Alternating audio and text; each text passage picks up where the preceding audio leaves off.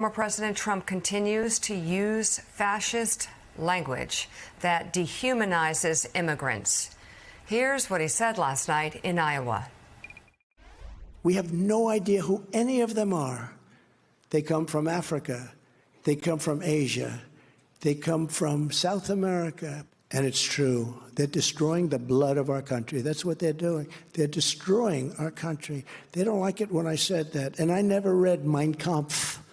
They said, oh, Hitler said that in a much different way. No, they're coming from all over the world, people all over the world. We have no idea. They could be healthy. They could be very unhealthy. They could bring in disease that's going to catch on in our country, but they do bring in crime. But they have them coming from all over the world, and they're destroying the blood of our country. They're destroying the fabric of our country, and we're going to have to get them out. You know, Mike Barnicle, just it's always I've always found it just absolutely surprising that whenever you would bring up comparisons, not you, when I would bring up or other people bring up comparisons with what Donald Trump said and what fascist leaders in the past have said, you know, everybody with their white gloves trying to, I don't know, trying to play by a different set of rules. Say, oh, you can't talk about that. You can't bring up the fact that Donald Trump talks like a fascist or Mussolini or Hitler. When in fact you go back and see what Adolf Hitler said about vermin and the need to destroy vermin and uproot Marxists, destroy vermin, or what Hitler said about poisoning the blood of our country.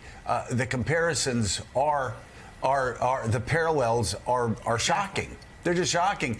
And by the way, when a guy says, by the way, I've never read Mein Kampf,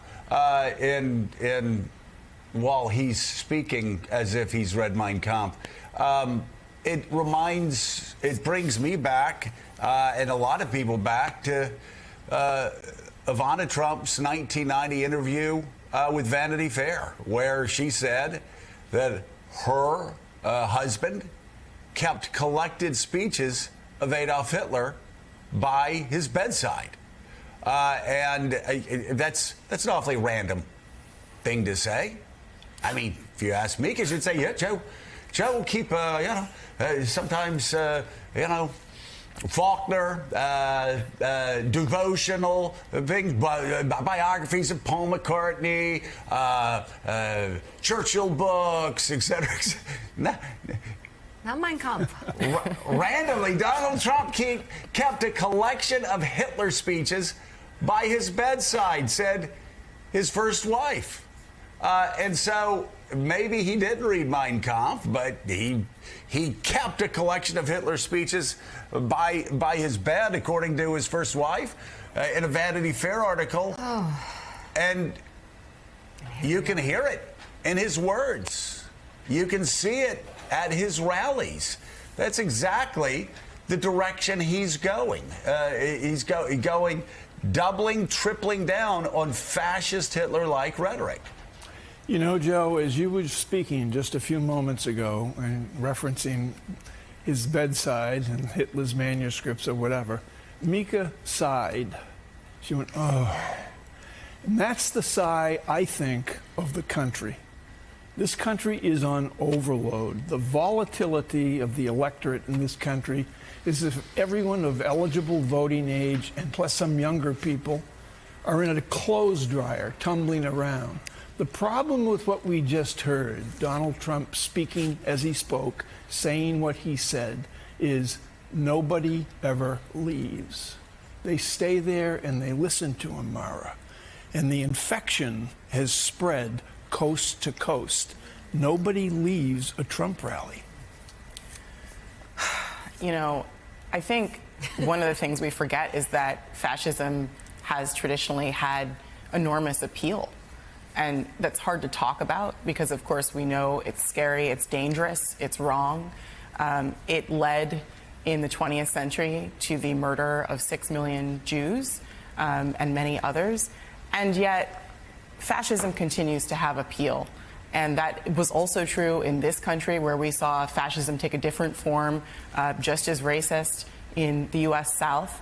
And so we have to be on constant guard for it. We have to call it by its name when we see it. And I think that there are some other things that can be done as well, which is, somebody's got to stand up and say, no, that's wrong. Immigrants are the lifeblood of this country. Immigrants helped build this country. Immigrants are humans, just like you and me. And by the way, of course, the hypocrisy is stunning. If I'm not mistaken, I don't believe that Donald Trump's family has been here alongside the Native Americans since the beginning of the founding of the country. He himself is the descendant of immigrants. But this is what fascism does. It lies, it dehumanizes, it turns Americans and people against one another. It has to be called out, uprooted, and we have to create some off-ramps to just help the American people understand how to recognize fascism. I think that's what scares me. How many voters really listen to Donald Trump and understand how dangerous these lies are? And where is the effort to help Americans understand, not in a partisan way, but in a historic way, help them contextualize that language? Americans deserve better. Immigrants deserve better. Yeah. Shameful. And David, it is shameful. And